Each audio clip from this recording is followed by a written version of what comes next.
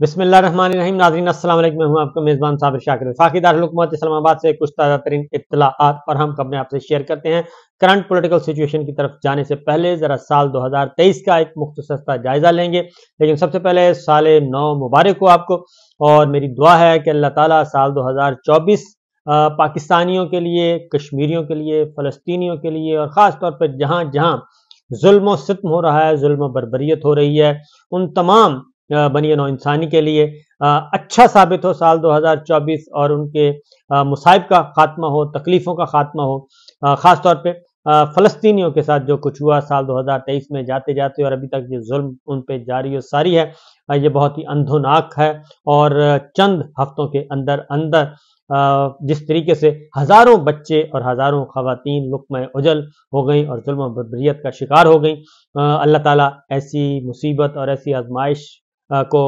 میں کسی کو بھی مبتلا نہ کرے، اور ہم دعا کرتے ہیں کہ اللہ تعالیٰ یہ مصیبتیں، یہ تکلیفیں بہت جلد ختم ہوں، اور ہر کسی کو ایک آزاد وطن ملے، اور فلسطینیوں کو بھی آزاد وطن ملے جہاں پہ وہ امن و آشتی کے ساتھ رہ سکیں۔ اب آتے ہیں پاکستان کی طرف، اور پاکستان میں جو سچویشن رہی سال 2023 میں، پاکستانیوں کے لیے بھی سال 2023 انتہائی ظلم و ستم کا سال رہا، کیونکہ اس حد تک آئین شکنی کی گئی، قانون توڑا گیا، آئین توڑا گیا، اور غیر آئینی اور غیر قانونی اقدامات اس حد تک کیے گئے کہ پاکستانیوں کی چادر اور چار دیواری کا تحفظ نہ رہا، اور ان کی بے توقیری کی گئی، خواتین، ماؤں، بہنوں، بیٹیوں کی بے توقیری کی گئی، ان کے سروں سے چادریں، دوپٹے نوچے گئے، اور یہ سب کچھ پولیٹیکل وکٹمائزیشن، سیاسی انتقام کی بدترین مثال پاکستان میں قائم رہی سال 2023 میں، اور بدترین قسم کا سیاسی انتقام لیا گیا پاکستان تحریک انصاف اور ان کے کارکنان اور ان کے رہنماؤں سے۔ اور ابھی بھی سال 2024 شروع ہو چکا، اس وقت بھی ہزاروں سیاسی قیدیوں نے جو سال نو کی شروعات ہیں وہ جیلوں میں منائی ہیں، اور وہ جیلوں میں ہیں۔ عدالتوں سے فیصلے آنے کے باوجود، عدالتوں کی طرف سے رہائی کے احکامات ملنے کے باوجود، ان تمام سیاسی قیدیوں کو، جن میں خواتین بھی شامل ہیں، بچے بھی ہیں، بزرگ بھی ہیں، ان کو رہا نہیں کیا گیا۔ اور سال 2023 میں بہت سارے سیاسی کارکن جو ہیں وہ اللہ تعالیٰ کو پیارے ہوئے، معصوم بچے بھی اس کی نظر ہوئے، اس سیاسی انتقام کی۔ باپ اگر جیل میں ہے تو بچہ جو ہے وہ اپنی حواس کھو بیٹھا اور اللہ تعالیٰ کو پیارا ہوا، اور اس طرح کے ظلم و ستم، ذل شاہ جو ہے وہ بے دردی سے مارا گیا۔ یہ اس طرح کے واقعات ہوئے، اور سال 2023 میں عمران خان صاحب پہ قاتلانہ حملے ہوئے، اور اس میں وہ بال بال بچے۔ زمان پارک، سابق وزیر اعظم کا گھر، اس کو توڑا گیا، ایک دفعہ نہیں 2 دفعہ اس پہ حملہ آور ہوئے۔ اور اسی طریقے سے اسلام آباد جوڈیشل کمپلیکس میں عمران خان صاحب کو اللہ تعالیٰ نے بچایا۔ وہ بہت ہی خطرناک پلاٹ تھا اور بہت بڑی سازش تھی، جس میں عمران خان صاحب کے لیے جو حالات و واقعات تھے وہاں پہ، وہ دیدنی تھے اور وہ الارمنگ تھے، اور اس دن کچھ بھی ہو سکتا تھا۔ خاص طور پہ جس دن وہ اپیئر ہوئے کورٹ میں، اور داد دینی چاہیے وزڈم کی کہ ایڈیشنل سیشن جج ظفر اقبال صاحب، جنہوں نے یہ سب کچھ خطرے کو بھانپا، اور عمران خان صاحب کو گاڑی میں ہی دی گئی حاضری کی شیٹ دی گئی، اور پھر وہ فائل جو ہے وہ گم گئی، اور ظفر اقبال صاحب جو ہیں وہ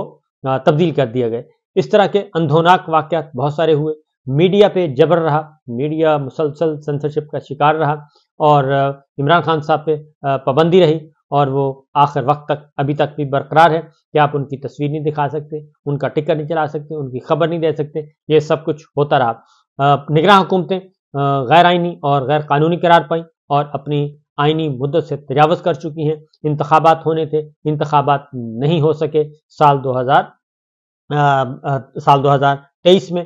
پہلے پنجاب اور خیبر پختونخوا کی اسمبلیاں ٹوٹیں، ان کے انتخابات بھی نہیں کروائے گئے۔ پھر قومی اسمبلی تحلیل ہوئی، سندھ اسمبلی تحلیل ہوئی، بلوچستان اسمبلی تحلیل ہوئی، لیکن کسی بھی اسمبلی کے انتخابات نہ ہو سکے۔ اور یہ انتخابات نہ ہونے کی وجہ سے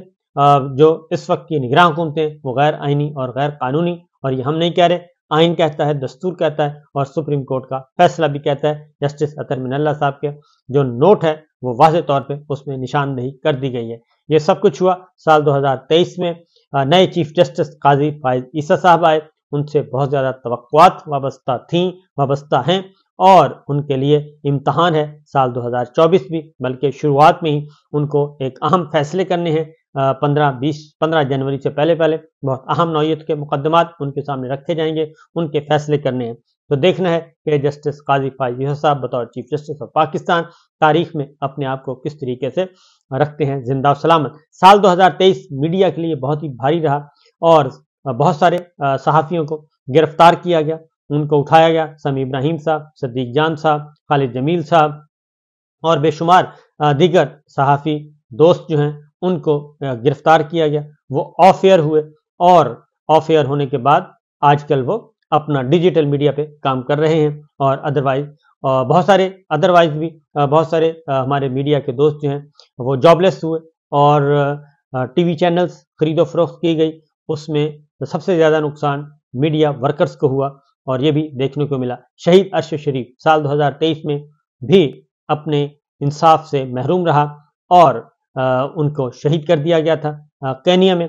لیکن باوجود کوشش کے سال 2023 میں بھی ان کے قتل میں کوئی پیش رفت نہیں ہوئی، اور ان کی والدہ جو ہے وہ سپریم کورٹ کا دروازہ کھٹکھٹاتی رہیں، لیکن اس دروازے کی دستک پہ جو دستک انہوں نے دی، کسی نے دروازہ ابھی تک نہیں کھولا، اور شہید ارشد شریف کے قاتل جہاں کہیں بھی ہیں دندناتے پھر رہے ہیں، اور ریاست پاکستان کو جو کام کرنا چاہیے تھا، جو ذمہ داری ادا کرنی چاہیے تھی، نہ ہی ریاست نے کام کیا، نہ حکومت نے کیا، اور افسوس کے ساتھ کہنا پڑ رہا ہے نہ ہی میڈیا تنظیموں نے اس طریقے سے آواز اٹھائی جیسے کہ اٹھانی چاہیے تھی۔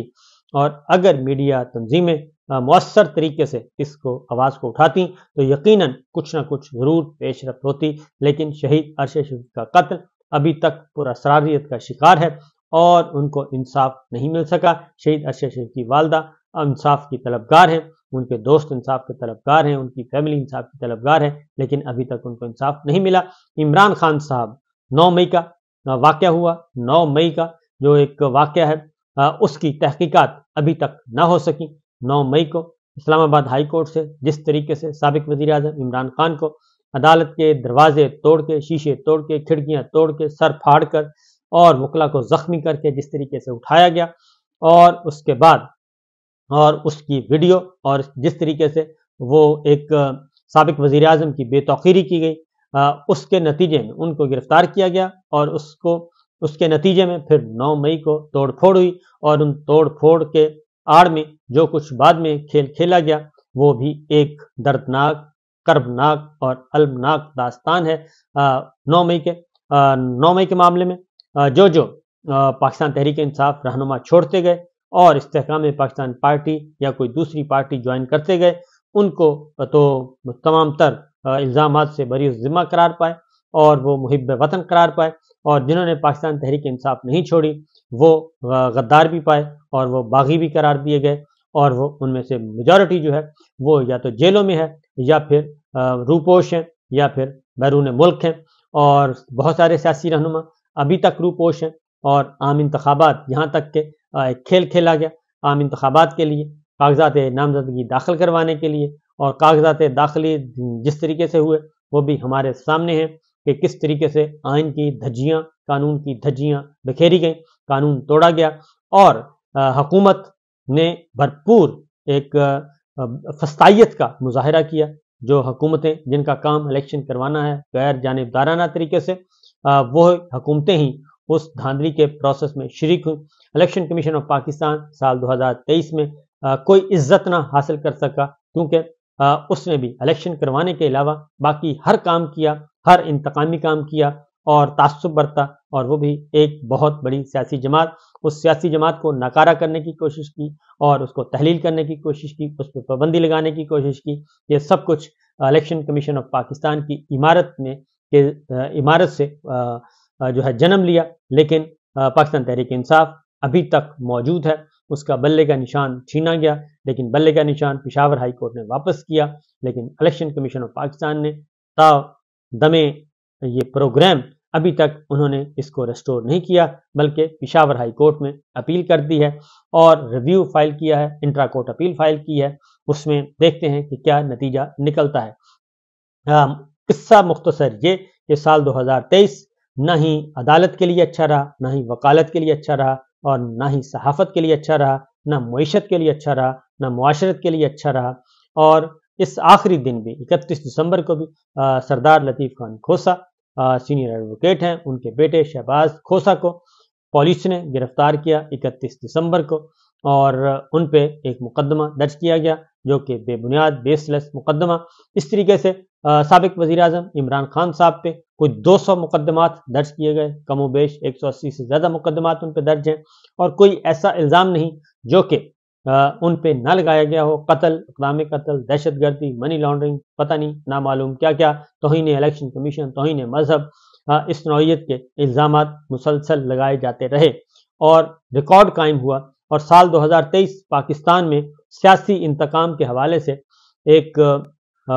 ہمیشہ کے لیے یاد رکھا جائے گا۔ بہت بری یادیں، بہت ہی بھیانک یادیں پاکستانیوں کے لیے، اور خاص طور پہ پاکستان تحریک انصاف کے کارکنان کے لیے، رہنماؤں کے لیے۔ ان کے اس وقت بھی بہت سارے مرکزی رہنما جو ہیں وہ جیلوں میں ہیں، خواتین جیلوں میں ہیں۔ البتہ خدیجہ شاہ کو بڑی مشکل سے انصاف ملا اور کوئٹہ سے ان کی رہائی ممکن ہو سکی، جبکہ صنم جاوید اور دیگر خواتین جو ہیں، عالیہ حمزہ ہیں، ڈاکٹر یاسمین راشد ہیں، دیگر ہیں، وہ بدستور جیلوں میں مقید ہیں، اور ان کو عدالتوں کے احکامات کے باوجود رہائی نہ مل سکی۔ کبھی 3 MPO اور کبھی 1 مقدمہ، کبھی 2 مقدمے، کبھی تیسرا مقدمہ، ان کی گرفتاری پہ گرفتاری ڈالی جاتی رہی۔ یہ سب کچھ ہو رہا ہے۔ سابق گورنر جو ہیں عمر سرفراز چیمہ، وہ جیل میں ہیں، اور اعجاز چودھری صاحب جیل میں ہیں، میاں محمود رشید جیل میں ہیں، اور بہت سے رہنما، میاں عباد فاروق جیل میں ہیں، بے شمار لوگ جو ہیں، حسان نیازی اور سیاسی قیدیوں کی بڑی تعداد اس وقت بھی جیلوں میں مقید ہے، اور وہ انصاف کی طلبگار ہے۔ لیکن حکومت اور ریاست جو ہے، اور وہ ایک فیصلہ کیا ہوا ہے، اور وہ ہے کہ ہر صورت میں پاکستان تحریک انصاف کو ڈیمولش کرنا ہے اور عمران خان صاحب کو کچلنا ہے۔ لیکن ابھی تک پاکستان کے عوام جو ہیں وہ راستے میں دیوار بنے ہوئے ہیں، اور وہ ایسے کسی نیریٹو کو سننے کے لیے تیار نہیں ہے، اڈاپٹ تو بہت دور کی بات، سننے کے لیے بھی تیار نہیں ہے کہ عمران خان صاحب پہ کسی قسم کا الزام لگایا جائے۔ جتنے بھی عمران خان صاحب پہ الزام لگانے کی کوشش کی، پاکستانیوں نے، پاکستان کے عوام نے، اور پاکستان تحریک انصاف کے ووٹر سپورٹر نے ان کو بالکل تسلیم نہیں کیا۔ تو یہ سچویشن چلتی رہی سارا سال۔ اگر کوئی مسنگ ہو گئی ہے تو اس کے لیے پہ معذرت، کیونکہ بہت سارے واقعات ہوئے، بہت سارا ظلم و ستم ہوا ہے، اور بے شمار ظلم و ستم ہوا ہے۔ لیکن حیرت انگیز بات یہ ہے کہ سال 2023 میں اسی ٹولے کو جنہوں نے پاکستان کو برباد کیا، جن کے بارے میں بتایا جاتا رہا کہ پچھلے 40 سالوں میں اگر پاکستان کو برباد کیا ہے، معیشت کو برباد کیا ہے، صحافت کو برباد کیا ہے، سیاست کو برباد کیا ہے، اور معاشرت کو برباد کیا ہے، اور سسٹم کو برباد کیا ہے، تو یہ ہیں وہ خاندان جنہوں نے برباد کیا۔ لیکن انہی تمام خاندانوں کو سال 2023 میں دوبارہ واپس لا کے مسلط کر دیا گیا، اور ابھی مسلط کرنے کا سلسلہ آگے جاری ہے۔ دوبارہ مسلط کرنے کا پروگرام ابھی جاری و ساری ہے، کیونکہ ایک ٹینیور ختم ہو چکا، انتخابات کی طرف بڑھنا ہے سال 2024۔ لیکن اس وقت تک اطلاعات یہی ہیں کہ الیکشن جو ہے اس پہ کوشچن مارک ہے کہ الیکشن ہوں گے یا نہیں، اور کون سا طریقہ اختیار کیا جائے گا کہ الیکشن ملتوی کروائے جائیں اور ملتوی کیے جائیں۔ یہ سچویشن ہے جی سال 2023 کی۔ تو ہم دعا کرتے ہیں سال 2024 میں وہ ظلم و ستم نہ ہو جو کہ سال 2023 میں ہوئے، اور سال 2024 پاکستانیوں کے لیے، تمام اہل وطن کے لیے اچھا ثابت ہو، امن و آشتی والا ثابت ہو، اور ترقی یافتہ ملکوں کی طرح، پرامن ملکوں کی طرح پاکستانیوں کو بھی اپنا پاکستان ویسا ہی ملے جیسا کہ وہ باہر اپنے خوابوں میں دیکھتے ہیں کہ ایسا وطن ہونا چاہیے۔ اور کشمیریوں کے لیے، فلسطینیوں کے لیے خاص طور پہ ہماری دعا ہے کہ اللہ تعالیٰ ان کی تکلیفوں کو دور کرے اور ان کو بھی آزادی نصیب کرے۔ اجازت دیجیے، اللہ حافظ۔